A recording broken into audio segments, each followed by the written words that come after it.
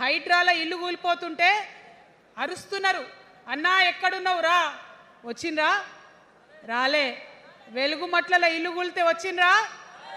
రైతులకు వర్ష బీభత్సమై మొత్తం పొలాలు మునిగిపోతే వచ్చిండ్రా? చేవెళ్ళ దగ్గర బస్ యాక్సిడెంట్ అయితే వచ్చిండ్రా?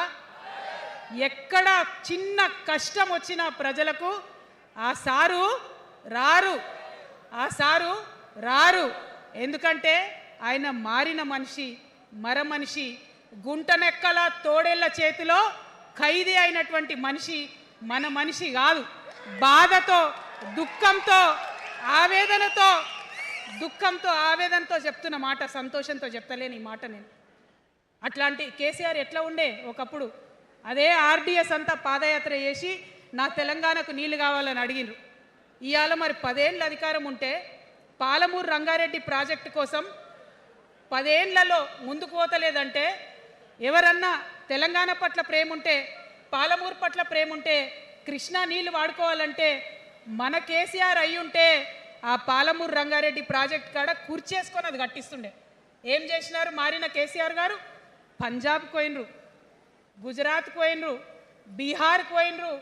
మేము మొత్తం రాష్ట్రంలో పీక్ కట్టలు కట్టం, నేషనల్ పార్టీ పెడతామని పోయినరు తప్పితే తెలంగాణ ప్రజలను పట్టించుకోలేదు.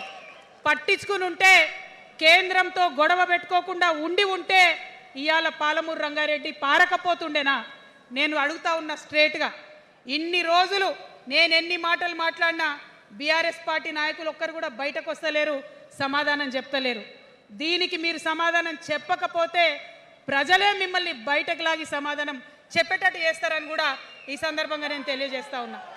ఒకటే మాట అడుగుతున్నా, మన కేసీఆర్ అయి ఉంటే ఆనాడు తెలంగాణ బిడ్డలు కష్టపడితే బయటకు వచ్చి నా బిడ్డలకు ఇబ్బంది అవుతుందని కొట్లాడిన వ్యక్తి, సింగరేణి గనిలో ఒక కార్మికుడు చనిపోతే అక్కడి దాకా పోయి చూసి వచ్చినటువంటి వ్యక్తి, మరి తెలంగాణ వచ్చినాక ఏమైందా ప్రేమ? అధికారం ముందు మమకారం తగ్గిపోయిందా? ఏం జరిగిందని నేను అడుగుతా ఉన్నా. ఎందుకు ఈ మాట చెప్తా ఉన్నా అంటే, ప్రేమ నాకు కూడా ఉంది. నాకు తండ్రి కావచ్చు, అది వేరే విషయం. కానీ ఒక రాజకీయ నాయకుడిగా వారు ఈ మధ్య రాజకీయ పరిణితి కోల్పోయి మాట్లాడుతూ ఉన్నారు. కేటీఆర్ గారు మాట్లాడిందంటే ఓకే అనుకోవచ్చు, ఆయనకు పెద్దగా తెలియదు పాపం. కానీ కేసీఆర్ గారు అనే మాట ఏంటంటే, ప్రజలు తప్పు చేసిండ్రు. ఓకే, ఒక సెకండ్ నేను ఒప్పుకొని దాన్ని, ఒక సెకండ్ అనుకుందాం.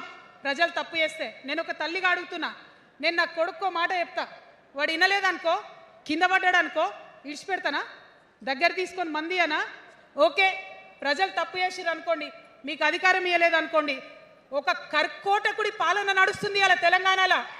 ఇబ్బంది పడుతున్నారు ప్రజలు, గోసపడుతున్నారు, ఏడుస్తున్నారు. ఇండ్లు అన్నీ ఉండి ఇండ్లు గూలగొడుతుంటే, అర్ధరాత్రి ఇంటి మీదకి వచ్చి ఇండ్లు గూలగొడుతుంటే ఆదుకోవాల్సిన అమ్మలాంటి మన పాత కేసీఆర్ ఏడి? ఎక్కడున్నాడు? ఇది మనం అడగాల్సింది. అందుకోసమే నేను ఈ నిర్ణయం తీసుకున్నది. నన్ను పార్టీలోంచి బయటకేస్తే నేను వెంటనే పార్టీ పెట్టలే. ఆనాడు కూడా చెప్పిన, నేను ఆలోచన చేస్తున్నా, మారతారేమో అని చూసిన, పదే వేచి చూసిన. ఇవాళ నన్ను పార్టీలోకి వెళ్ళి సస్పెండ్ చేసి 10 నెలలైంది. నాకు నిజంగా మంచిగానే అయింది. ఎందుకు తెలుసా? ఆనాడు ఉద్యమకారులను ఇబ్బంది పెడుతుంటే నేను ఇంకా గట్టిగా మాట్లాడలేదు. ఆనాడు మీకు జరిగింది, ఇవాళ నాకు జరిగింది. కొత్త ఏం లేదు. కేసీఆర్ కోసం, టీఆర్ఎస్ పార్టీ కోసం, ఆనాడు తెలంగాణ ఉద్యమం కోసం ఇండ్లు అమ్ముకొని, భూములు అమ్ముకొని, ప్రతి ఊర్లో టీఆర్ఎస్ కండువా వేసుకొని పోరాటం చేసినటువంటి కార్యకర్తలు ఎక్కడున్నారు ఇవాళ? ఒక్క గుళ్ళ మెంబర్ ఇయర్ రాలేదా? ఒక్క గుడి చైర్మన్ ఇయర్ రాలేదా? తెలంగాణను వ్యతిరేకించి ఉద్యమాన్ని తొక్కిపట్టి మన మీద లాఠీలు పెట్టి కొట్టినటువంటి వాళ్ళకు తీసుకొచ్చి ఎమ్మెల్యే సీట్లు ఇచ్చి వాళ్ళ అనుచరులు వచ్చి మిడతల దండలాగా మన కార్యకర్తల మీద పడితే, తల్లి కోడి కాపాడుకున్నట్టు పిల్లల్ని కాపాడుకోవాల్సిన మన కేసీఆర్ ఏడబోయింది. వచ్చిందా ఎవరికన్నా పదవులు? ప్రతి సంవత్సరం రాష్ట్రం మొత్తంలో పోస్టులు నింపితే 6,000 పైచీలకు నామినేటెడ్ పోస్టులు వస్తాయి తెలుసా? అంటే 10 ఏళ్ళ 2 ఏళ్ళకోసారి నామినేటెడ్ పోస్టులు వేసిన ఒక 30,000 మందికి దాదాపుగా ఏదో ఒక గౌరవం. ఏం కావాలి మనకు ఉద్యమకారులకు చెప్పండి? ఏం కావాలి? కండువా వేసుకొని పిచ్చోళ్ళ లెక్క తిరిగినందుకు, మన ఇంటోళ్ళని ఇడిచిపెట్టి తిరిగినందుకు ఇంత మర్యాద కావాలి.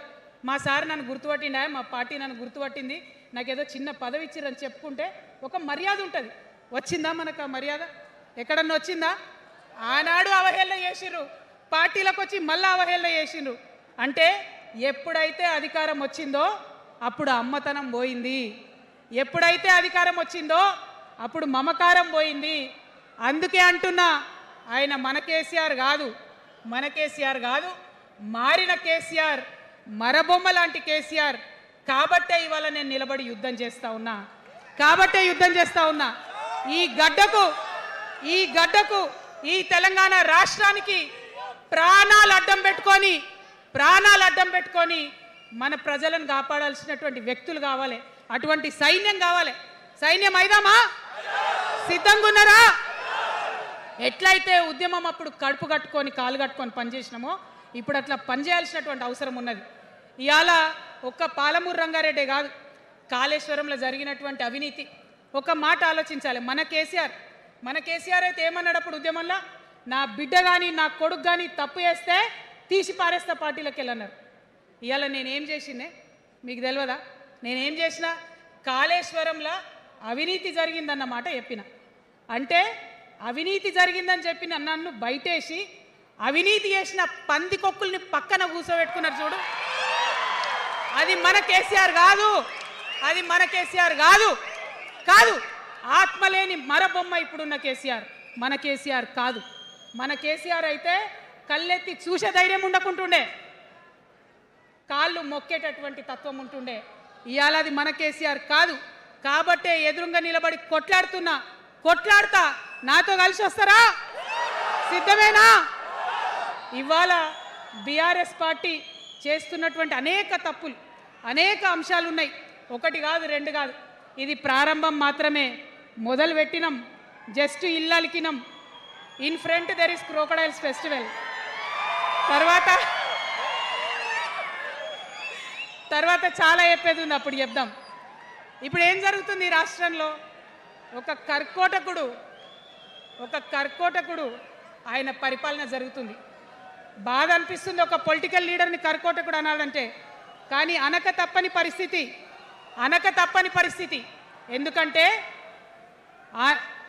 ఎందుకంటే మొన్న ఖమ్మంలో వెలుగుమట్లలో అన్ని పర్మిషన్స్ ఉన్నాయి, అన్ని కాయిదాలు ఉన్నాయి. అర్ధరాత్రి పోయి ఇల్లు కూలగొడితే ఒక నిండు గర్భిణి టెన్షన్తోని అబార్షన్ అయిపోతే ఆ తండ్రి ఏడ్చిన ఏడ్పులు, ఆ తండ్రి రోదన ఇంకా కూడా ఈ చెవులకు వినబడుతుంది. కాబట్టి ఇప్పుడున్న సీఎంని కర్కోటకుడనే అంట, హిట్లర్ అనే అంట. 2 నెలల చిన్న పాప పసికందు కుమ్మెర గ్రామంలో చచ్చిపోతే ఇప్పటి వరకు కూడా కేసు పెడతలేరు. హోంమంత్రి కూడా ముఖ్యమంత్రే, ఆయనకు తీరిక లేదు పాపం. చిన్న పసికందు చచ్చిపోతే ఇప్పటి వరకు కేసు పెడతలేరు. అందుకే అంటున్నా, కర్కోటకుడైనటువంటి సీఎం పరిపాలనలో ఉన్నాం. ఖచ్చితంగా కొట్లాడాల్సిందే. మనం ఏదైతే గురుకులాలు ఉన్నాయో వాటిలో విషం పెట్టి పిల్లల్ని చంపుతా ఉన్నారు. అయినా సరే విద్యాశాఖ మంత్రిగా ఉన్న సీఎం మాట్లాడతలేడు. అందుకే కర్కోటకుడు అంటా ఉన్నాం, అందుకే హిట్లర్ అంటా ఉన్నాం. కర్ల రాజేష్ అనేటటువంటి దళిత యువకుడు కస్టడీలో చచ్చిపోతే ఇప్పటి వరకు కూడా దానికి బాధ్యులైన పోలీసులను ఏం చర్యలు తీసుకోలేదు వాళ్ళ మీద. అందుకే కర్కోటకుడు అంటా ఉన్నాం, అందుకే హిట్లర్ అంటా ఉన్నాం. పిడికిలి బిగించి ఇప్పుడున్నటువంటి రాక్షస కాంగ్రెస్ పైన ఖచ్చితంగా కొట్లాడతాం, అందరికన్నా ఎక్కువ కొట్లాడతాం. ఇప్పుడు మనమే ప్రధాన ప్రతిపక్షం అవుతాం. 2 ఏళ్ల తర్వాత మనమే అధికార పక్షం అవుతాం. ఖచ్చితంగా అధికారంలోకి వస్తాం. ఎందుకోసం వస్తాం అంటే నేను ఒక మాట చెప్పాలి. అందరినీ మనం మాటలు అంటున్నాం కదా, we are opposing everybody, we are criticising everybody. But what is the solution? Don't oppose without propose అని కాన్షీరామ్ గారు చెప్పారు. నేను చెప్పలే, డోంట్ అపోజ్ వితౌట్ ప్రపోజ్ అని. సో నేను కొన్ని ప్రపోజల్స్ తెలంగాణ ప్రజల ముందు పెట్టాలనుకుంటున్నా. నేను ఈ 3 పార్టీలు అధర్మంతో నిండిపోయినాయి, అవినీతితో నిండిపోయినాయి, బంధుప్రీతితో నిండిపోయినాయి, కుటుంబ అవినీతి పరిపాలనతో నిండిపోయినాయి. కాబట్టి నేను ఒక ప్రపోజల్ చెప్తున్నా. ఈ 3 పార్టీల మీద ఆనాడు భగవంతుడు శ్రీకృష్ణుడు చెప్పినట్టు పాంచజన్యం, ఆయన శంఖం పేరు, యుద్ధంకి ముందు పాంచజన్యం ఎట్లయితే పూరిస్తారో మనం కూడా పాంచజన్యం పూరిద్దాం. ఒక 5 అంశాలను ప్రధానంగా తీసుకుందాం. ఆ 5 అంశాల కోసం ఇప్పుడు కొట్లాడదాం. రేపు ప్రభుత్వంలోకి వచ్చిన తర్వాత మన ప్రజలకు ఇద్దాం. ఏం అంశాలు అవి? మొట్టమొదటిది విద్య. ఇవాళ గవర్నమెంట్ స్కూల్స్ అంటే ఆనాడు కేసీఆర్ గారు స్కూల్ బంద్ చేసుకుంటూ వచ్చారు, అదే రేవంత్ రెడ్డి గారు కొనసాగిస్తున్నారు. ఎక్కడా కూడా ప్రభుత్వ పాఠశాలలలో వసతులు లేవు. వాష్రూమ్ ఉండదు, వాచ్మెన్ ఉండడు, అటెండర్ ఉండడు, పిల్లలే పోయి బెల్లు కొట్టుకోవాలి, పిల్లలే పోయి బాత్రూమ్లు కడుక్కోవాలి, మంచినీళ్ళు ఉండవు,